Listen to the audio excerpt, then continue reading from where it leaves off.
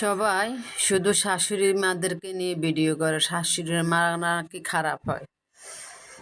তো আমার কলেজের আপু ভাইয়েরা সবাইকে আসসালামু আলাইকুম। সবাই কেমন আছেন জানি? আলহামদুলিল্লাহ ভালো আছেন, আমিও ভালো আছি। আল্লাহ পাক ভালো রাখছে, আপনাদের দোয়ায় ভালো আছি।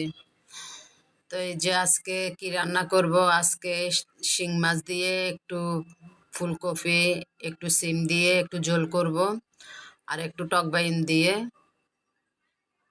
সালাদ বানাবো, ভর্তা আর কি। যে টক বাইনগুলো, এখনকার টক বাইন এত খাট্টা, বাপরে বাপ, এত খাট্টা, এটা আমি জানতামই না এই টক বাইন এত খাট্টা হইব।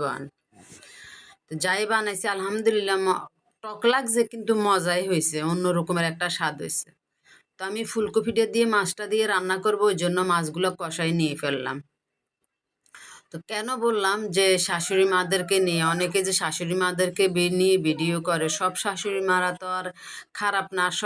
সব শাশুড়ি মারা যদি খারাপ হতো, দুনিয়ায় তো কোনো বৌমারাই থাকতে পারতো না, কোনো ছেলের বউরাই থাকতে পারতো না।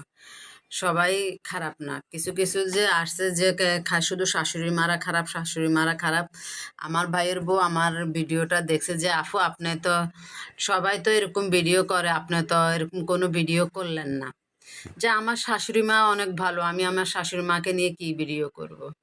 তো আমার ভিডিওটা শেষের দিকে, ওকে আল্লাহ হাফেজ।